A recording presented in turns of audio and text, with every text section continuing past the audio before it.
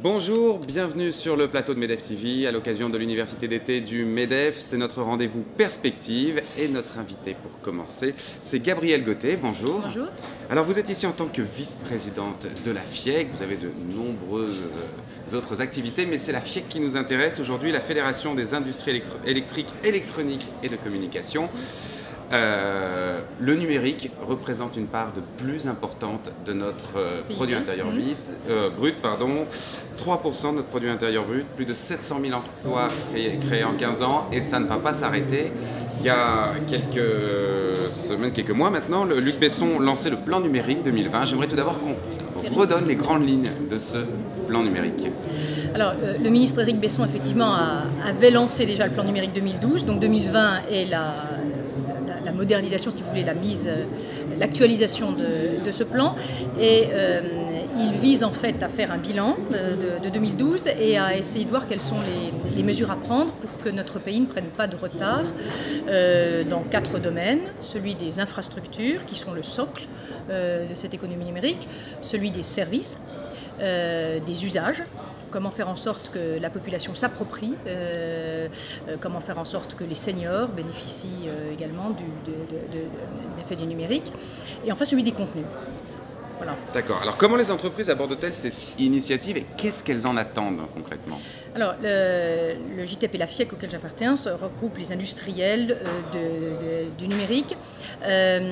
Et nous, effectivement, la partie du plan qui nous intéresse concerne évidemment celle des infrastructures, donc du socle de cette économie numérique, que ce soit donc les réseaux de très haut débit, puisque nous sommes à l'aube d'un phénomène qui est aussi important que l'électrification de notre pays, qui est l'arrivée et la construction de réseaux qui permettent le très haut débit, la définition étant européenne, étant des réseaux qui permettent plus de 30 mégabits par seconde, donc ça ne se fera pas du jour au lendemain, mais également un certain nombre d'autres aspects de ce plan, le cloud, qui est un phénomène qui va quand même révolutionner en fait notre... Que vous allez peut-être nous décrypter rapidement. Le cloud, c'est la capacité, c'est l'Internet dans les nuages, c'est-à-dire l'intelligence centralisée qui permet donc de bénéficier de plateformes mutualisées de services web, d'Internet, donc le cloud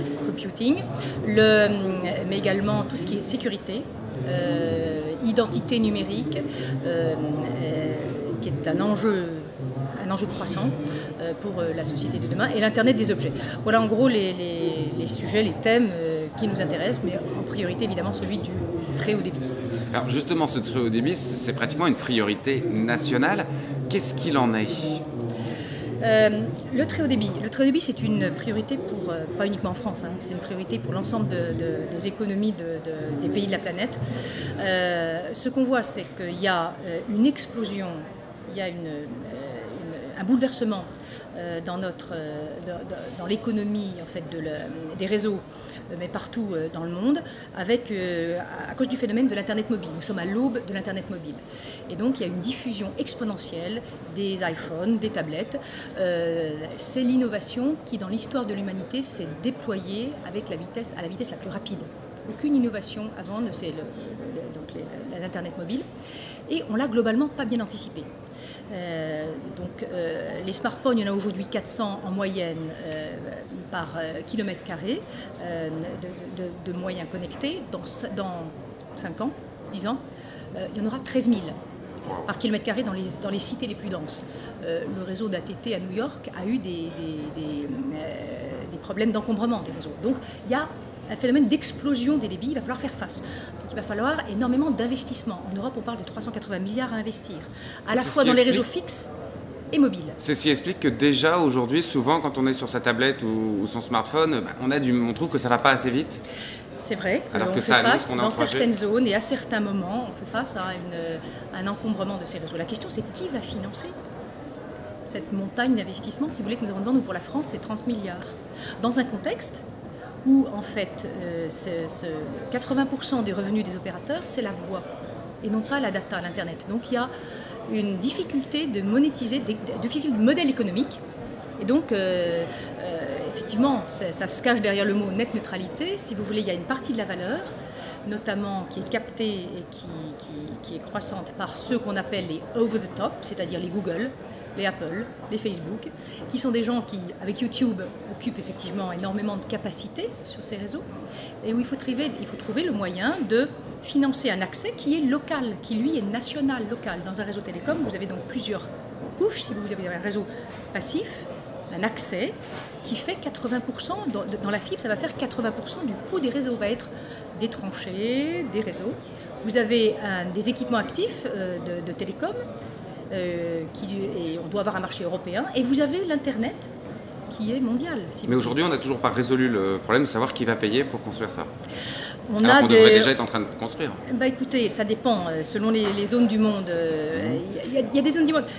Comme c'est très local, ça dépend beaucoup de la situation des pays. Il y a des pays qui n'ont pas d'historique, de cuivre par exemple, comme l'Europe de l'Est, comme l'Asie, comme l'Amérique latine, qui tout de suite sautent à la nouvelle génération et tirent de la fibre massivement sans que ça pose de problème. Chez nous, on a un très bon réseau cuivre.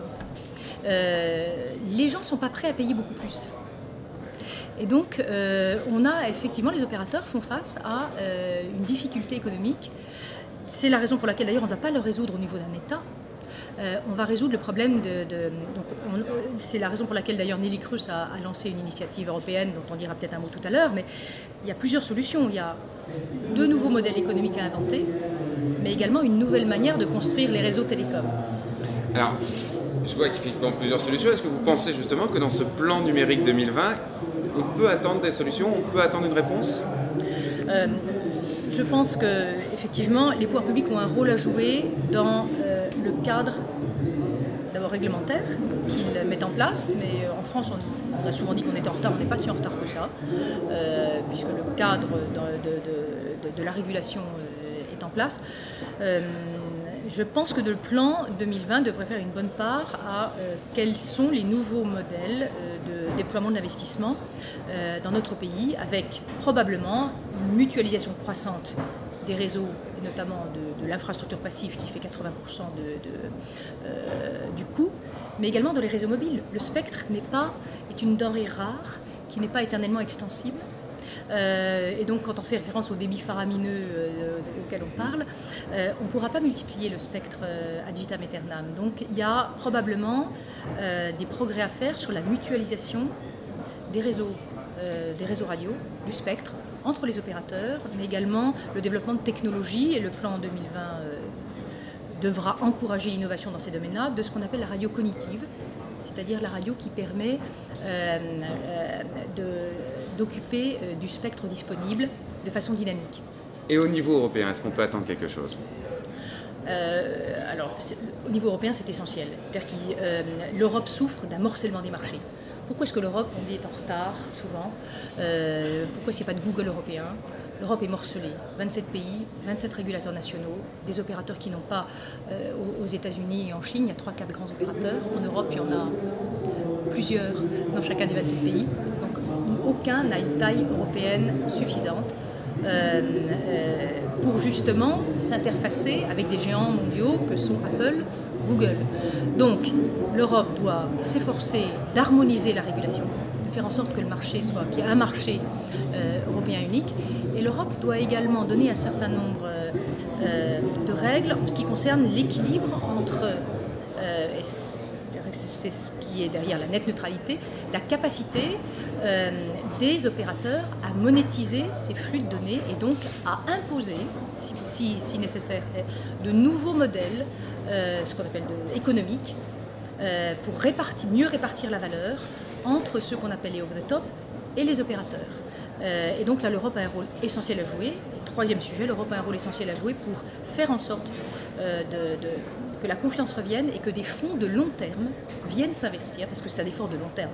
Un réseau télécom en fibre, le côté passif, ça va durer 40-50 ans. Donc c'est un retour sur investissement de 15 ans. Effectivement, il y a un hiatus avec les actionnaires des opérateurs qui ont du mal à tolérer un retour sur investissement aussi long sur cette couche-là. Donc je pense qu'on a des efforts à faire, mais c'est l'objet également du grand emprunt, que de sécuriser des fonds d'investissement à long terme pour construire ces réseaux. Gabrielle Guettet, merci beaucoup d'être venue nous éclaircir sur cette problématique. C'était Perspective, on se retrouve très vite. Merci. Merci.